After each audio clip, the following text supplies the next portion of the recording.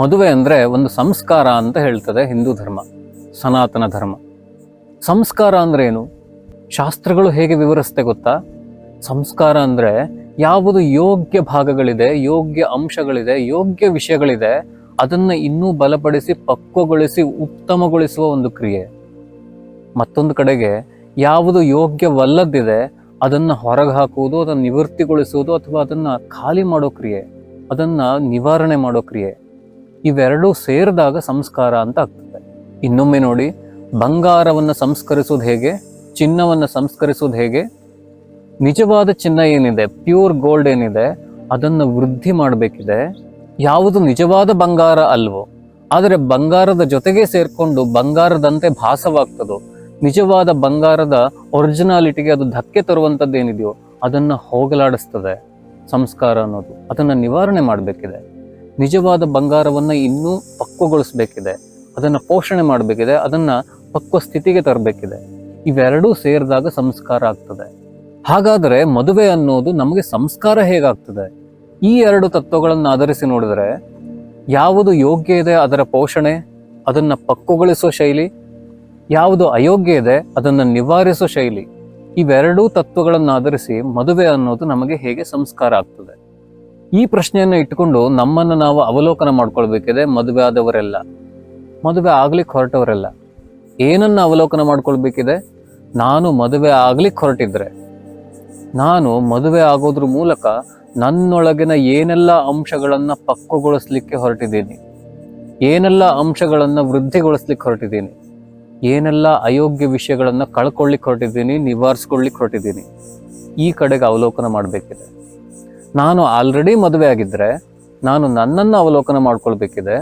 ಮದುವೆ ಆಗೋದ್ರ ಮೂಲಕ, ಮದುವೆ ನಂತರ ದಾಂಪತ್ಯ ಜೀವನದಲ್ಲಿ ಅಥವಾ ಗಂಡ ಹೆಂಡತಿ ನಡುವೆ ಸಂಬಂಧದ ಮೂಲಕ ನನ್ನ ಜೀವನದಲ್ಲಿ ನಾನು ಏನೆಲ್ಲ ಪಕ್ವತೆಯನ್ನು ಗಳಿಸ್ತಾ ಬಂದೆ, ನನ್ನ ಯಾವ ಗುಣ ಸ್ವಭಾವಗಳನ್ನು ನಾನು ಮತ್ತು ಶುದ್ಧಗೊಳಿಸ್ಕೊಳ್ತಾ ಬಂದೆ, ನನ್ನ ಯಾವ ಯಾವ ವ್ಯಕ್ತಿತ್ವದ ಭಾಗದಲ್ಲಿ ಉತ್ತಮತ್ವ ಪಡಿತಾ ಬರ್ತಾ ಇದ್ದೀನಿ, ಯಾವೆಲ್ಲ ಅಯೋಗ್ಯ ವಿಷಯಗಳನ್ನು, ಯಾವೆಲ್ಲ ಅಯೋಗ್ಯ ಭಾಗಗಳನ್ನು ನನ್ನ ವ್ಯಕ್ತಿತ್ವದಲ್ಲಿ, ನನ್ನ ಸ್ವಭಾವದಲ್ಲಿ, ನನ್ನ ಯೋಚನೆಗಳಲ್ಲಿ, ನನ್ನ ವರ್ತನೆಗಳಲ್ಲಿ ಯಾವೆಲ್ಲ ಅಯೋಗ್ಯ ಭಾಗಗಳಿದೆ, ಯಾವೆಲ್ಲ ಅಯೋಗ್ಯವಲ್ಲದ ಭಾಗಗಳಿದೆ, ಯಾವೆಲ್ಲ ಪೂರಕವಲ್ಲದ ಭಾಗಗಳಿದೆ, ಅಂಶಗಳಿದೆ, ಅದನ್ನೆಲ್ಲ ಎಷ್ಟೆಷ್ಟು ನಾನು ನಿವಾರಣೆ ಮಾಡ್ಕೊಳ್ತಾ ಬಂದಿದ್ದೀನಿ.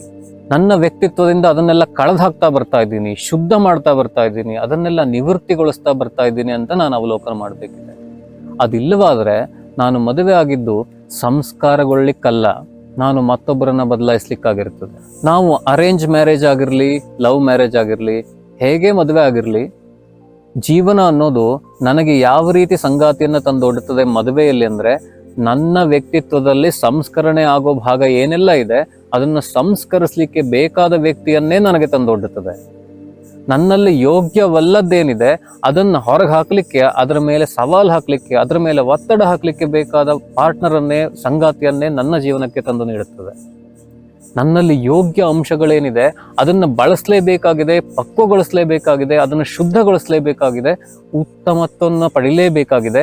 ಆ ರೀತಿಯಲ್ಲಿ ಒತ್ತಡವನ್ನು ಸೃಷ್ಟಿ ಮಾಡುವ ರೀತಿಯಲ್ಲೇ ಸಂಗಾತಿಯನ್ನು ನನಗೆ ತಂದೊಡ್ಡುತ್ತದೆ.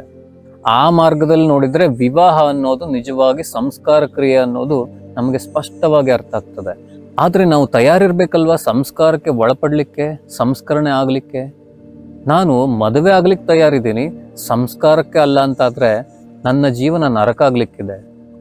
ನಾನು ಮದುವೆ ಆಗೋದು ಸಂಸ್ಕಾರಕ್ಕೆ ಅಂತಾನೆ ಆಗಿದ್ರೆ ನಾನು ಶುದ್ಧ ಆಗ್ತಾ ಹೋಗ್ತೀನಿ, ಉತ್ತಮ ಆಗ್ತಾ ಹೋಗ್ತೀನಿ, ಬೆಳೀತಾ ಹೋಗ್ತೀನಿ. ನಾನು ದಿನದಿಂದ ದಿನಕ್ಕೆ ಪಕ್ವ ಆಗ್ತಾ ಹೋಗ್ತೀನಿ. ನನ್ನೊಳಗಿನ ಉತ್ತಮ ವಿಷಯಗಳೆಲ್ಲ ಪಕ್ವ ಆಗ್ತಾ ಹೋಗ್ತದೆ, ನನ್ನೊಳಗೆ ಅಯೋಗ್ಯ ವಿಷಯಗಳೇನೆಲ್ಲ ಇದೆ ಅದೆಲ್ಲ ನಿವೃತ್ತಿ ಆಗ್ತಾ ಹೋಗ್ತದೆ. ಸಂಸ್ಕರಣೆಯ ಮಾರ್ಗ ಯಾವಾಗಲೂ ಹಾಯಾಗಿರ್ಬೇಕಂತೇನಿಲ್ಲ. ಬಂಗಾರವನ್ನು ಕೇಳಿ ಸಂಸ್ಕರಣೆಯ ಮಾರ್ಗ ಹಾಯಾಗಿರ್ತದ ಅಂತ. ಆದರೆ ಸಂಸ್ಕರಣೆಯಿಂದ ಆಗೋ ಪರಿಣಾಮ, ಯಾವ ಹಂತವನ್ನು ನಾವು ತಲುಪ್ತೀವಲ್ವ ಅದು ಉತ್ತಮವಾಗಿದೆ.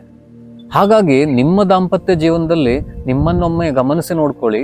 ನೀವು ಮದುವೆ ಮಾತ್ರ ಆಗಿದ್ದೀರೋ ಅಥವಾ ಸಂಸ್ಕಾರನೂ ಆಗ್ತಾ ಇದ್ದೀರೋ, ಸಂಸ್ಕರಣೆ ಆಗ್ತಾ ಬರ್ತಾ ಇದ್ದೀರೋ, ಅಥವಾ ಸಂಸ್ಕರಣೆಗೆ ಹೆದರಿ ಗಟ್ಟಿ ಕೂತ್ಕೊಂಡಿದ್ದೀರೋ, ನಾನು ಬದಲಾಗಲ್ಲ, ನಾನು ಹೀಗೆ ಇರೋದು ಅಂತ, ನನ್ನ ಸಂಗಾತಿಯನ್ನು ಬೇಕಾದ್ರೆ ಬದಲಾಯಿಸ್ತೀನಿ ಅಂತ. ನೀವು ಸಂಸ್ಕಾರ ಆಗ್ತಾ ಬರ್ತಾ ಇದ್ದೀರೋ ಅಥವಾ ಒಂದೆರಡು ದಿನಗಳ ಮದುವೆ ಅನ್ನೋ ಕಾರ್ಯಕ್ರಮ ಮಾತ್ರ ಮಾಡ್ಕೊಂಡ್ ಬಂದಿದ್ದೀರೋ, ನೀವು ಮದುವೆ ಆಗ್ಲಿಕ್ಕೆ ಹೊರಟಿದ್ರೆ ನೀವು ಸಂಸ್ಕಾರ ಆಗ್ಲಿಕ್ಕಾಗಿ ಮದುವೆ ಆಗ್ಲಿಕ್ಕೆ ಹೊರಟಿದ್ದೀರೋ ಅಥವಾ 2 ದಿವಸದ ಪ್ರೋಗ್ರಾಮ್ ಮಾಡ್ಲಿಕ್ಕೆ ಹೊರಟಿದ್ದೀರೋ, ನೀವು ಒಂದ್ಸತಿ ಅವಲೋಕನ ಮಾಡ್ಕೊಳ್ಳಿ. ಇದು ಸ್ವಚ್ಛಂದ. ಧನ್ಯವಾದ.